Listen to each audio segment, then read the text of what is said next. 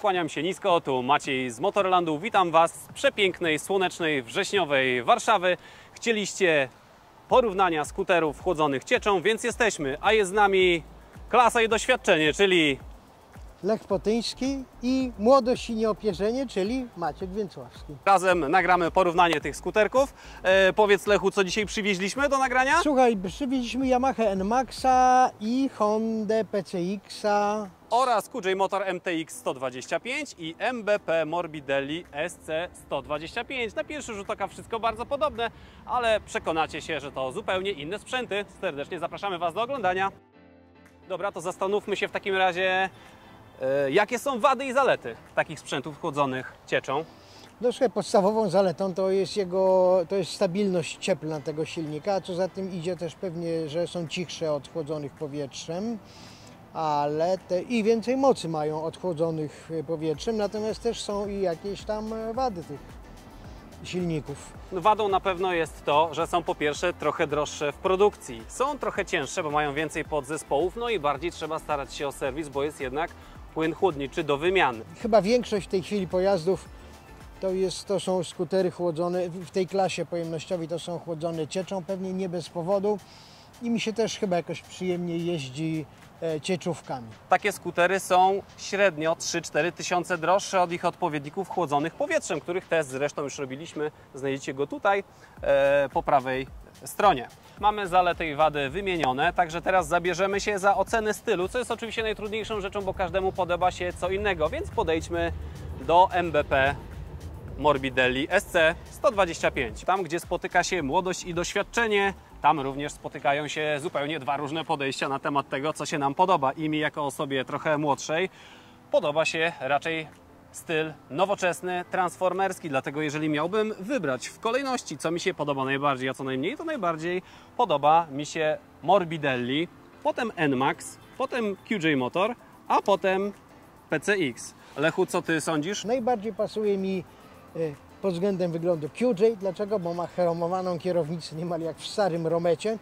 A dlaczego? Bo jest jedyny w tym jakby zestawie skuterem, który ma nieobudowaną kierownicę i można do niego z łatwością doczepiać jakby dodatkowy osprzęt. No i kilka chromowanych detali, które moim zdaniem podkreślają jakby fajność tego skutera.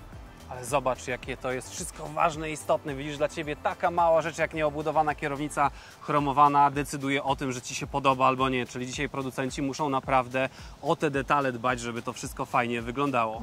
No to prawda, wiesz co się zastanawiam, dlaczego producenci tych skuterów nie wymyślili jeszcze, żeby z tej obudowanej kierownicy nie wystawała jakaś kulka do montażu właśnie podstawy pod GPS czy pod telefon, bo to są rzeczy ważne, a w tych skuterach z obudowaną kierownicą naprawdę trzeba się nieźle nagłowić, żeby coś takiego doczepić. Podsumowując temat designu, słuchajcie, oczywiście każdy z Was, czy każda z Was twierdzi, co najbardziej Wam się podoba, natomiast no my bardziej w nowoczesność poszliśmy, także wygrywa chińskie wygrywa w takim razie, przynajmniej jeśli chodzi o design, a to dopiero początek materiału przecież. Dla mnie zdecydowanie tak. Zanim organoleptycznie podotykamy sobie te sprzęty, powiedzmy kilka słów na temat marek. Na samym początku dwie najbardziej znane japońskie w Polsce marki, czyli Yamaha NMAX, zarejestrowana w zeszłym roku w ilości 416 sztuk.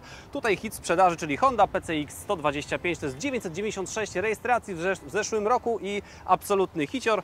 QJ Motor dopiero wprowadza motocykle małych pojemności i MBP jest na naszym rynku dość krótko, więc jest to pierwszy skuter, który mamy okazję testować. A teraz przechodzimy już do dotykania. No to startujemy w takim razie od Yamaszki. Podotykamy sobie te plastiki, widzicie, że one się uginają.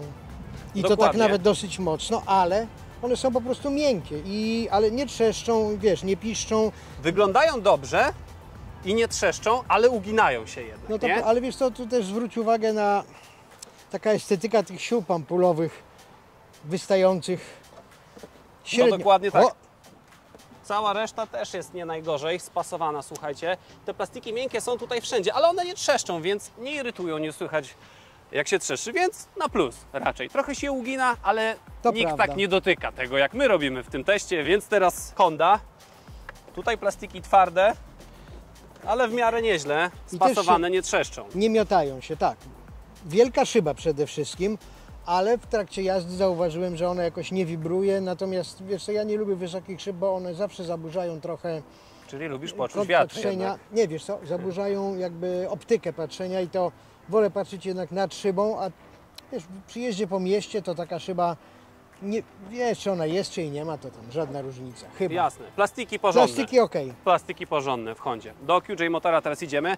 No tutaj zdecydowanie mniej do dotykania, bo jak to dobrze określiłeś, brak osłony tej kierownicy. Natomiast te plastiki tutaj też takie dosyć miękkie, ale nie trzeszczące. Jeszcze tutaj tyłu sobie podotykamy, jak to wszystko spasowane. Tak, nic nie lata, wszystko jest tak jakby okej. Jest bardzo dobrze, super spasowane wszystko. I teraz idziemy do MBP, Morbidelli. I tutaj te plastiki, słuchajcie, są już nieco twardsze. Wyglądają dla oka całkiem nieźle, ale trzeszczą jednak, trzeba to tak, powiedzieć. za wygląd była piątka i wygrał w naszym tutaj jakby zestawieniu, natomiast za ich jakby wykonanie to chyba, no, nie wygra tego zestawienia. No, nie będzie na pewno na pierwszym miejscu. Jeszcze podotykamy, słuchajcie, całą resztę. Minimalne trzaski słychać, pewnie Wy tego na nagraniu nie będziecie słyszeć, ale musicie nam uwierzyć na słowo, że tak właśnie jest. Teraz szybko omówimy silniki. Mogłoby się wydawać, że 125 wszystkie takie same, ale one wszystkie różnią się od siebie. I tak, co mamy, Lechu, w Yamaszce? No właśnie, to jest dziwne, bo te wszystkie pojazdy mogą mieć 15 koni mechanicznych, co w dzisiejszych czasach nie jest żadną trudnością do ogarnięcia, a Yamaha nie ma. Ma 12 z ogonkiem, za to jakby silnik jest bardzo dobrze skonstruowany, ma jeden wałek rozrządu, 4 zawory na cylinder, co w zasadzie zdarza się tylko w skuterach. To samo możemy powiedzieć, prawie to samo o Hondzie. Też jeden wałek rozrządu, też 4 zawory na cylinder i 12 koni z ogoneczkiem. Oba 9 Nm z kawałkiem i to daje tym pojazdom, bym powiedział, dynamikę zupełnie przyzwoitą do jazdy w mieście, co zresztą mieliśmy okazję sprawdzić. Król jest chyba tylko jeden. Tak, no ale tutaj konstrukcja tego silnika jest nieco inna i szczerze mówiąc rzadko spotykana w skuterach, bo tutaj mamy 4 zawory obsługiwane przez 2 wałki rozrządu, dzięki czemu mamy 15 koni i około 12 N. I przechodząc do ostatniego, najtańszego, co prawda o cenie jeszcze nie mówiliśmy, ale do tego również dojdziemy, tutaj mamy 2 zawory, jedynie obsługiwane oczywiście przez jeden wałek rozrządu, co daje moc około 10 koni. Jest to najsłabszy skuter w zestawieniu. Jeśli chodzi o moc, przyspieszenie i osiągi, daliśmy mu duże noty za styl. Niestety Tak. troszkę brakuje mu prędkości. Znaczy, wiesz co, prędkości to pewnie mu nie brakuje, natomiast dynamiki i przyspieszenia to mu brakuje, bo pod względem, jak porównywałem sobie z Yamahą, to prędkości mniej więcej takie same, tylko ten osiąga tą prędkość dużo dłużej, wymaga po prostu prostej, najlepiej z górki, z wiatrem. Wtedy na prędkościomierzu pojawiło się nawet 108. Słuchajcie, żebyśmy w takim razie nie byli gołosłowni, zabieramy je na nasz tor Motorland Ring i przetestujemy je dla Was. 3, 2, 1.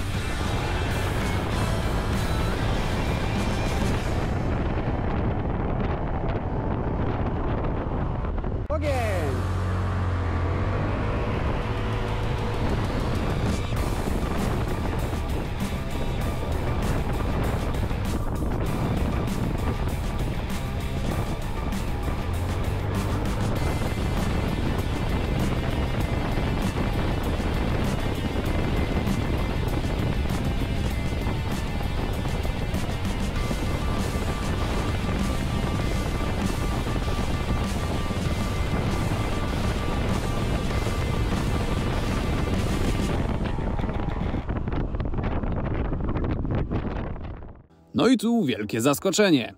Papier jedno, a życie zupełnie coś innego. Teoretycznie najsłabszy okazał się równy z resztą. Minimalnie na czele japońska, stara, dobra technologia, czyli PCX 125. No to teraz sprawdzimy, Ja będę za asystenta, bardzo co możemy proszę. zapakować. Uwaga. A, mój kask do Już MBP nie zmieści Nawet się. nie musimy zamykać, żeby kasku nie porysać. A może w drugą stronę? Jakoś inaczej. Nie, tak... Czekaj, O! Dedet! Nie da się. Dobra, słuchajcie, nie ma opcji. Małą torebunię z jakiegoś dyskontu możecie przewieźć, ale niestety swojego kasku nie. A kuferek? Nie. Kuferek jest dokładany, więc niestety nie bierze udziału w rozgrywce. O, proszę bardzo, tutaj mamy Nawet- niespodziankę, czyjś kask jest już ukryty. Czyli tu kask jakby wchodzi i to chyba bez problemu. QJ Motor na plus, zamknął się. Idziemy do PCX-a, no znamy jego przestrzeń bagażową i wiemy, że ten kask raczej się tu zmieści bez Ja problemu. To bym też nie Ale w drugą stronę chyba będę go musiał.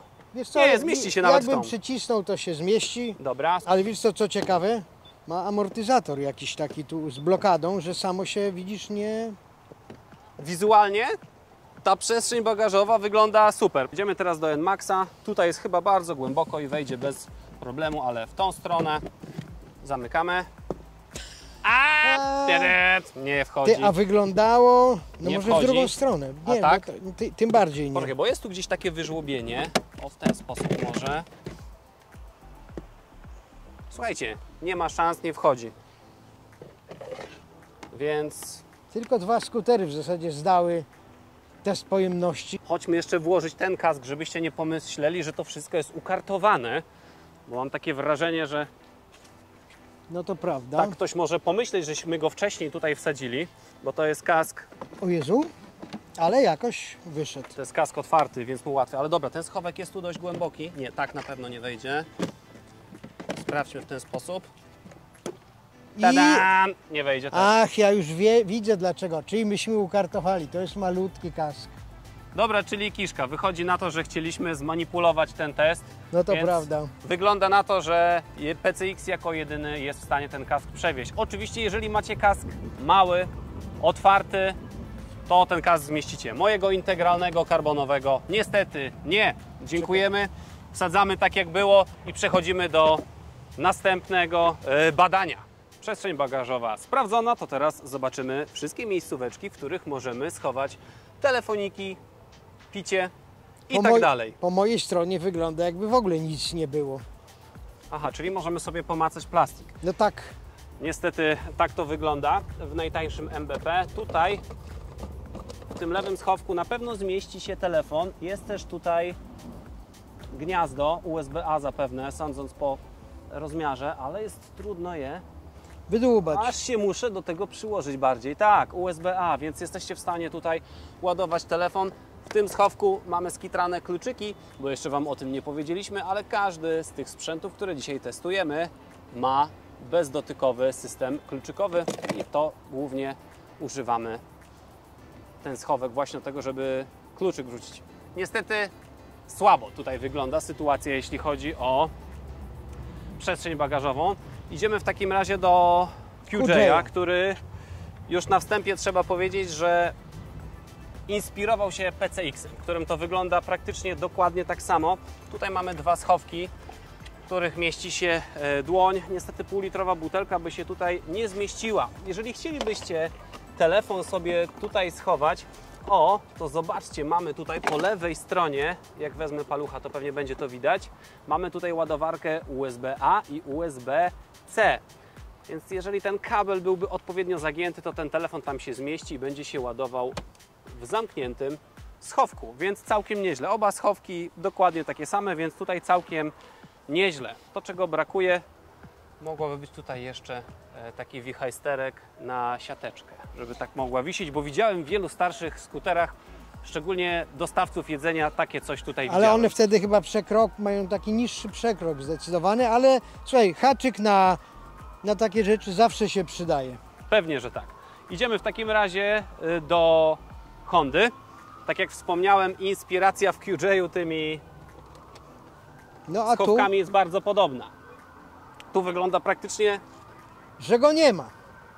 Ależ jestem zaskoczony teraz. Słuchajcie, byłem przekonany, że jest tutaj ten schowek z obu stron.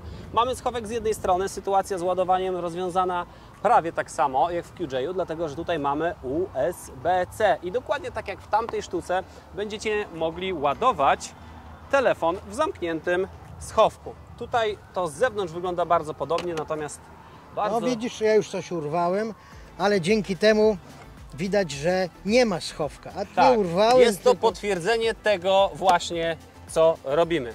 Paweł tego nie widział, który wydawał nam ten skuter, więc... Nie, ja już wsadziłem... Zresztą współpracujecie, to po prostu nie było tego. Wsadziłem dekielek na A tu miejsce. skuter głodny, otwarty jeszcze. Jeśli chodzi o NMAX-a, no to tutaj mamy te schowki. Bardzo proszę u Ciebie, o, jeszcze inaczej, otwierany. I co tutaj możemy zrobić? Dość płaski i mały, gumy do rzucia się zmieszczą i inne gumy też się zmieszczą. Tutaj, Jednym słowem schowek na gumy. tak, jednym słowem schowek na gumy, ewentualnie na pół tabliczki czekolady. Tak. Jeżeli zasługujemy po całym ciężkim dniu pracy. No i tutaj, tak jak w tamtym, tak jak w poprzednich, mamy malutki, może nie taki malutki, być może nawet półlitrowa butelka by się zmieściła, taki niepozorny schowek, w którym oczywiście wrzucamy kluczyki. Jeżeli mielibyśmy określić, który był najlepszy, największy, to na pewno najsłabszy był Morbidelli. Najlepiej chyba wychodzi QJ, bo ma dwa otwarte Tak, schowki Morbidelli i przepraszam, i NMAX. I NMAX, ale wydaje mi się, że w QJ były większe. Ja jeszcze chciałem zwrócić uwagę, że one wszystkie są bezkluczykowe, co się nazywa transponder, to coś. Natomiast te systemy jakby przyciskania i obracania w każdym jest inny i trzeba się tego troszkę nauczyć. To znaczy są to rzeczy bardzo intuicyjne, niemniej każdy ma jakoś trochę inną logikę działania. Te bezkluczykowe systemy mają oczywiście pełno zalet, mianowicie, że nie trzeba szukać po kieszeniach. Natomiast mi się wielokrotnie zdarzyło, dałem komuś do pojeżdżenia skuter, mówi masz tutaj pizdryk, Pojechał. jedź. Pojechał, wrócił, skuter oddał, pizdryka nie, bo one potrzebne są tylko W momencie startu. uruchomienia. Jak już jedzie, to jedzie. I potem tak, oddał skuter czy motocykl, pojechałem, pod domem się dopiero orientuję, że nie mam kluczyka i mało tego, nie wrócę po niego, bo jak już został zgaszony, to święty Boże nie pomoże. Więc jakby te systemy mają swoje zalety, ale też i odrobinę wad. Nowoczesność w domu i zagrodzie niekoniecznie zawsze na plus. W warunkach, w których testowaliśmy te skutery, czyli absolutnie miejskie, do 50-60 km na godzinę, trudno z takiego zestawienia wybrać coś, co jest najlepsze, najgorsze. Wydaje nam się, że wszystko jest podobne, ale jeśli miałbyś wyróżnić któryś z tych skuterów za coś bardziej, coś lepszego niż reszta, to Słuchaj, co by to było? QJ w hamulcach z pewnością, dlatego że ma tak zwany hamulec postojowy. Bardzo prosto zrobiony na zasadzie mechanicznej blokady klamki, niemniej ma. Reszta tych skuterów tego czegoś nie ma. Mi to się akurat w układzie hamulcowym podoba. Co do zawieszenia też nie mam żadnego, zdania, który lepszy, który gorszy, bo przy tych prędkościach i tej dynamice jazdy to w zasadzie... No tak, my tu się nie pochylamy, nie leżymy, nie hamujemy, nie dohamowujemy No przed tak, zakrętem, nie kładziemy się, więc w tych warunkach ja może bym wyróżnił zawieszenie Hondy. Jest trochę sztywniejsze niż całej reszty, bardzo dobrze jechało się na Motorland Ringu, czuć, że jest takie bardziej sportowe. Teraz zajmiemy się kołami. Yamaha 13 przód, 13 tył. Honda 14 przód, 13 tył. QJ 14 przód, 13 tył. I Morbidelli 13 przód i 13 tył i można byłoby zapytać, co z tego wynika. Im mniejsze koła z przodu, tym lepiej się manewruje takim skuterem i porównując je do tych, które porównywaliśmy dla Was 2 tygodnie temu, czyli chłodzonych powietrzem, te koła są zdecydowanie większe, co predystynuje te skutery do jazdy również poza miastem. Troszkę słabiej się manewruje przy takich większych kołach, ale za to jest bezpieczniej na przeszkodach, dziurach czy muldach i lepiej w dalszej trasie. Teraz ocenimy wyświetlacze. Jak widzicie, w Yamaszce od razu upomnienie. Znaczy, że jest ekran TFT. Tak jest, bardzo ładny i jeśli mielibyśmy oceniać to, który jest najlepszy, no to zaczęliśmy od najlepszego, moim zdaniem bardzo fajnie jest podzielony. Po lewej stronie mamy ikonki, po prawej stronie ikonki. Tutaj na stałe świeci się prędkość, ilość przejechanych kilometrów i to, ile zostało nam benzyny w baku. I tutaj na tym wyświetlaczu możemy wyświetlić sobie różne parametry. Może to być średnie spalanie, mogą to być obroty. Spróbuję Wam to pokazać. Manipulator jest tutaj i nie jest, szczerze mówiąc, pod lewym kciukiem, nie jest jakiś bardzo... O, tutaj teraz mamy średnie spalanie. Oczywiście skuter jak odpalimy, zobaczcie, to będzie to widać. Teraz mamy 3,1. No ja tym motocyklem czy tym skuterem jechałem po trasie praktycznie cały czas 100 km na godzinę, więc te producenckie 2,1, 2,2 to oczywiście można o tym zapomnieć, ale no jechałem na limicie, tak? Więc tutaj jak widzicie można sobie oglądać. Do tego wyświetlacza można za pomocą Bluetootha połączyć telefon i wyświetlać tu nawigację, zmieniać piosenki, odbierać sobie rozmowy telefoniczne, więc trzeba powiedzieć, że jak na japońskiego producenta to nie jest konserwatywnie, jest naprawdę... No jest całkiem nowocześnie, zwłaszcza jak na klasę 125, bo to nie wszędzie się zdarza taki wypas. Przechodzimy teraz do Hondy. Tutaj ten wyświetlacz jest również bardzo ładny, kolorowy. Mnóstwo danych możemy sobie posprawdzać. Mamy manipulator pod lewym kciukiem, natomiast obsługa tego, nauczenie się obsługi tego jest dosyć trudne, to nie jest intuicyjne. To nie jest intuicyjne. Niestety Honda tak ma, że ma mnóstwo tych manipulatorów w tej manetce. Tak to wygląda też w dużych motocyklach litrowych i naprawdę trzeba się do tego przyzwyczaić. Natomiast wszystko ma bardzo dobry kontrast, fajnie się wyświetla, można połączyć przez Bluetooth, ale nawigacji niestety wyświetlać nie możemy. Bardzo ładnie, wszystko czytelne, ale niestety nowoczesności nieco mniej. Idziemy do QJ Motora. Tutaj mamy już licznik rozświetlony, jak widzicie kolorowy, spory zestaw danych, wszystko na jednym wyświetlaczu. Możemy sobie wejść do środka, połączyć z telefonem i tak samo jak w Yamahce wyświetlać nawigację, więc bardzo nowocześnie, nic nie widać. Widać, że nic nie widać. Widać, że nic nie widać. Przechodzimy do najbardziej budżetowego sprzętu. Tu nam pójdzie ze szybko. wszystkich. Tutaj dość konserwatywnie i tanio, jeżeli moglibyśmy tak to nazwać. Nie ma wszelkiego rodzaju bajerów typu wchodzenie do jakiegoś menu. Podstawowy zestaw kontrolek, niestety wszystko troszkę jak w latach 90. Natomiast wszystko, co potrzebujemy mieć, jest dostępne. Nie jest to najlepiej widoczne w dużym słońcu, no ale cóż, jak mamy tanio, to czasami nie widzimy. Słuchaj, młode pokolenie to lubi sobie tak powybrzydzać, a moim zdaniem to powinna być tylko kontrolka ładowania i ciśnienia oleju i wtedy też człowiek zajedzie, a przynajmniej mniej się martwi i nie marnuje, i znaczy nie dekoncentruje się na poszukiwaniu muzyki, telefonów i innych takich nie zawsze w jeździe potrzebnych rzeczy. No i trudno nie uznać tego za plus, jeżeli mamy taki minimalizm. Co prawda jestem bardziej gadżeciarski, lubię jak tych rzeczy jest dużo, ale trudno się z Tobą nie zgodzić. Miejsce na nogi, słuchajcie. Podłoga ma 2 stopnie, jeden poziomy i moje małe stópki w rozmiarze 42 się tutaj mieszczą. Jest dosyć wygodnie, aczkolwiek mogłoby być trochę lepiej, dlatego że tutaj ta powierzchnia jest ścięta i nogi mam trochę do środka, tak żeby całe się zmieściły. Jeśli chodzi o nogi postawione na tych stopniach pod kątem, czyli do jazdy poza miastem lub z większymi prędkościami, jest całkiem nieźle. Jak widać, każda stopa się zmieści. Czyli mimo tego, że to jest budżetowy skuter, najtańszy z obecnego zestawienia, nie jest źle. I teraz idziemy do QJ-a, który zaprezentuje Wam Lech. Słuchajcie, ja też rozmiar stopy podobny i mam po prostu komfortowo. Ja czasami lubię udawać jazdę sportową, w związku z tym mogę sobie nawet te stopy cofnąć tak do tyłu, pochylić się gdzieś tutaj i to też jakoś da radę jechać, a oprócz tego na wyprostowanych nogach da się, przynajmniej przy moim nikczemnym wzroście 172 cm, da się nogi prawie wyprostować. W każdym razie pozycja jest taka bardziej turystyczna. No, nie przyczepiłbym się w żaden sposób o pozycję stóp na tym skuterze. I przechodzimy do hiciarskiej Hondy.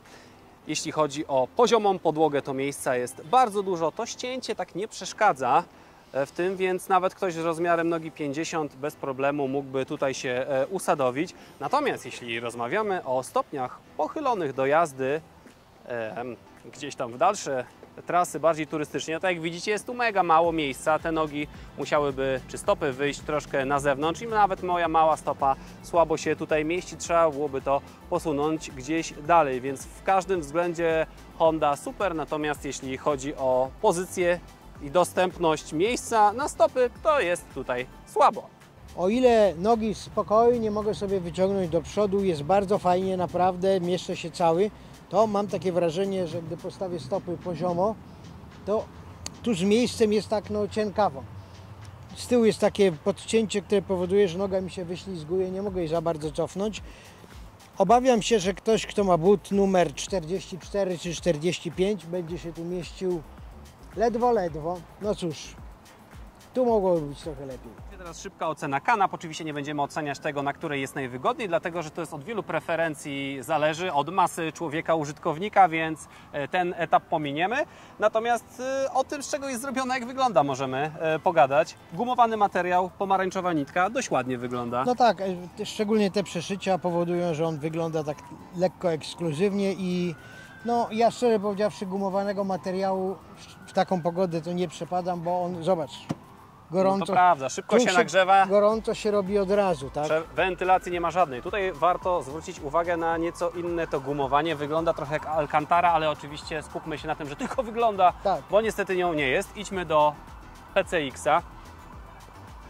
PCX z kolei też jest jakby dwa różnego rodzaju użyte materiały. Tu jest tak bardziej, bym powiedział, nieślisko, czyli chropowato, żeby się tyłek gdzieś tam nie ślizgał, nie wiem w razie czego, ale miejsca na spokojnie jest dosyć i dla kierowcy, i dla pasażera.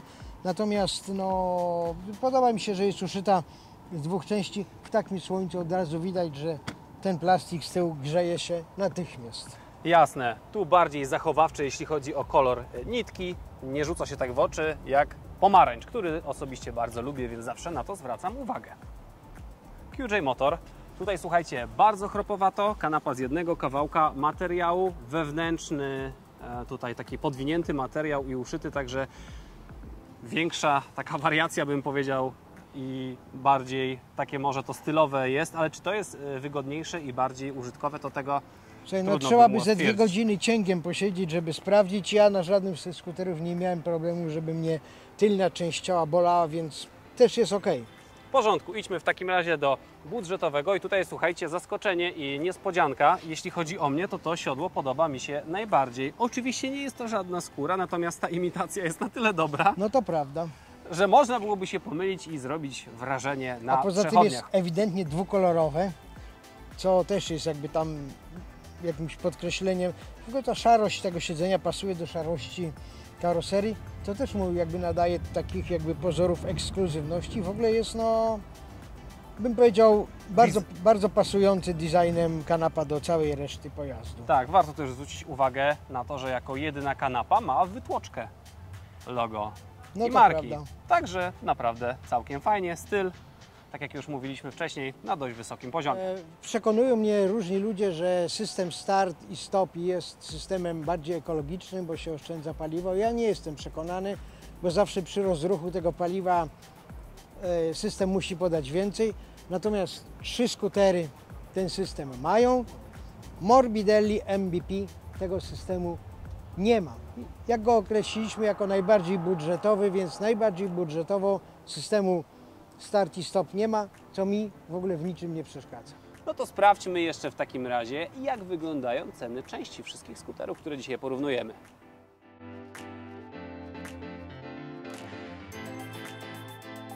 No to pogadaliśmy w takim razie o wszystkim, więc teraz rzecz, która determinuje w naszym kraju zakup każdego motocykla czy skutera. I posegregowaliśmy je od najdroższego do najtańszego, więc ile mamy za Yamahę? To był tylko przypadek.